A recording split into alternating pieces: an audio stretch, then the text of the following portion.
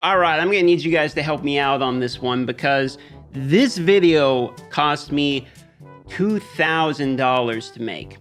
And I know, let's not even bother with the whole argument of, is it worth it? It's a mobile game. It's not, okay? Let's just throw that discussion right out of the window. Complete waste of money. However, the mistake has been made, and now what we can do is just take a look at the character itself and see how bad of a mistake was it? How disgusting is this character? So do me a favor, like this video if you're a fan of mine. If you're new to the channel, consider subscribing, and let me give you an example of my content. Here you go. All right, so here's my child that we're gonna see demonstrated today. Check it out. Weapon, level 90, okay? Skyward harp, refinement rank 5, completely maxed out. Character, level 90, completely maxed out. Okay, talents, granted not 100% maxed out, but I have them all to where this is. And then this, his E, I have all the way to level 11, and I got his ultimate to 9, okay? I'm gonna do some more, but I'm saving because I'm trying to stack the E up as I think his E is most important. I like to use him as a melee-based continual DPS, and constellations, POW, all the way done. So as you can tell, this character is, for as good as you can really do on this character, maxed, okay? This is as good as it gets. Let's go find out how strong he is. I should probably show you his gear real quick. He's using a 2-piece Gladiators, 2-piece Noblesse. Here you can see the stats here, about 20% attack, 14 crit damage on the flower. Here we got crit rate helmet, crit damage, energy recharge. Okay, just showing you real quick hydro damage here. Not the best stats on that one. On this we have attack percentage, energy recharge, some crit damage, a little bit more crit rate and attack on this one. Okay, there you go. Not bad, not amazing, but not bad. Okay, here's the attributes, the detailed stats, just there for you, so you can kind of see the breakdown there. Just over 2,000 attack, 131 crit damage, 70% crit rate, hydro damage 75%. I am fairly happy with these stats. It's a good balance, and for the artifacts I'm out currently, it's just what I have available, so this is the best I have to show for you guys.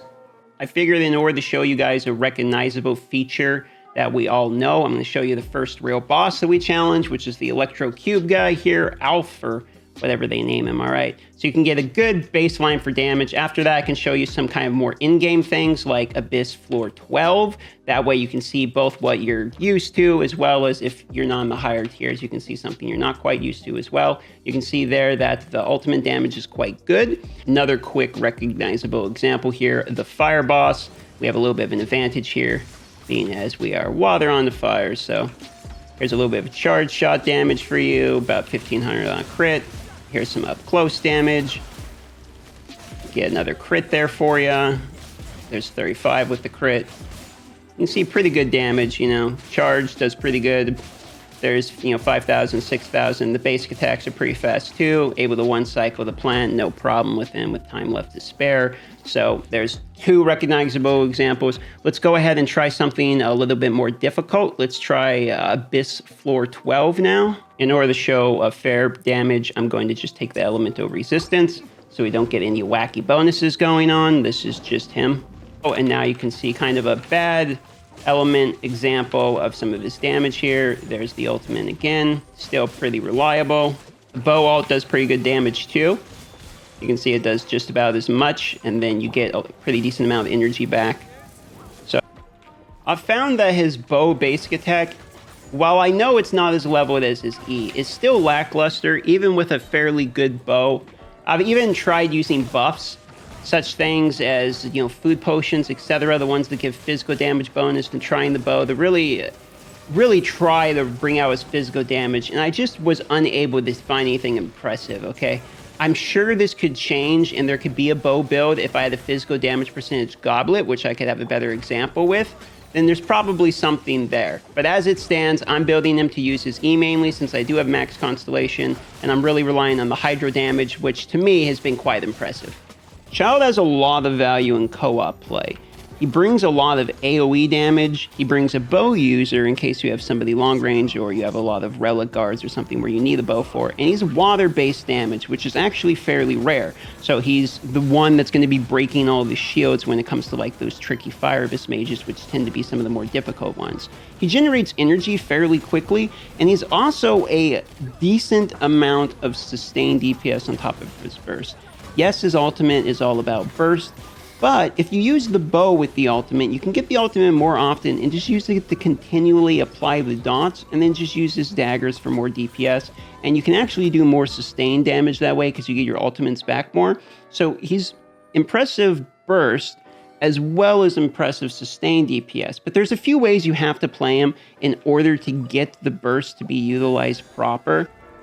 Here's an easy to understand example. I hit him with a charge shot, now he has the dot applied to him. If I walk up to him with my melee attack and attack him, I'm going to have two different timeout intervals. One of which is going to be every 1.5 seconds when I attack him, I can get that burst effect, that big splash of water that's going to do AoE hydro damage to both him and people around him. That's not 1.5 seconds that's triggered by a basic attack. The dot that he's receiving, regardless of me or not, is on a 0.7 maximum timed effect. And in order for it to continue the trigger, you need to have that dot effect on him. It will eventually run out, but it does take a pretty good amount of time. If somebody dies with that effect on them, it will spread to other people. However, there's a modifier. When he's in melee stance, once you have him ascended to level 70, this unlocks. When he's either in melee stance or if his normal and charge shots do crit damage, they'll apply to the Riptide status effect as well. Meaning his basic attacks in melee stance will always apply it, okay? Once he's level 70. So if you don't have him level 70 yet and you're just sitting there spamming his melee form and being like, this guy sucks, it's because he does suck. Only at level 70 plus does he get any good at all. And even then, the constellations are really heavily influenced into him. The basic one makes where you can use the melee more, so you can actually get those Riptide procs more. The second one, if you look at it here, makes it where he can regenerate energy, which is really important when he uses his bow AoE to clear mobs, because part of his role in the co-op is that he uses his bow AoE, since you get energy back so quickly, to just like clear out lots of trash mobs very quickly. And I've done this many times. And you also get dots on each character, and when they die from the dots, you know, affects the other person, right? So it's kind of like almost a warlock thing from WoW. Now these ones are always the levels, which are always nice. The level here of the E is more important in my opinion than even the ultimate here. If you go here into the fourth one, this is where it starts to get interesting, because his melee stance now triggers Riptide Slash against opponents on the field affected by a Riptide every 4 seconds. Otherwise, triggers Riptide Flash. The slashes and Riptide Flashes triggered by this constellation effect are not subject to the time intervals that would typically apply to these two effects, nor do they have any effect on those time intervals. All right, let's give you a practical example here. So here we have a guy. He's got the dot on him. He's about to die, okay? He died, therefore he made the slash happen, which is more AoE damage, which applied to the person next to him. Now that person has the dot as well. There he goes. He's slowly getting hit and dying. There he dies. Now he wasn't close enough to that person, so he didn't get it. Because there's so much focus on his melee for consistent, sustained damage, that really draws a lot of attention to his 6th constellation, which is extremely expensive. So that's kind of the bummer. I think they knew this when they put that in. It's also a little weird because the first one decreases the cooldown of the first bit by 20%, but then the 6th one makes it basically 0 if that's what you're going for with the ult. I understand they're technically different, but it does kind of feel like 2 constellations sort of doing the same thing. And then you have one constellation, which is the level, the other one, which is the level, and you're really kind of down to 2 constellations that backpack this whole deal. So that's a little bit of it feels bad, but the constellations are good. The character is good, but it's really up to you to decide, is it $2,000 good? No, like I said in the beginning of this video. All right, let's give you a good example here by putting Child into a test of difficult high-level characters in an AoE situation, which he's normally quite good at. Okay, now they're fairly grouped. Get in the middle, try to get them grouped enough together where we can continually trigger the ultimates, or excuse me, the dots here. There we go, trigger all the dots now, they're in a group. Use the bow. Try to get some of my energy back, which we did. Back to the AoE there. Back to melee. Try the dodge. Oh, I got clapped, literally. There we go. You know, his AoE damage is impressive if you group them all together and you get the right combination in. But overall, he's just a fun character to play. I give him like a 9.5 out of 10 for the fun factor if you have the constellations. Otherwise, he almost is probably like an 8 because you kind of have to sit around and wait to be able to swap between the melee and range, and that can be quite frustrating. Either way, he is good damage, though if you're trying to use him as your main character, meaning the guy that's out all the time for your DPS, then you're going to want the constellations.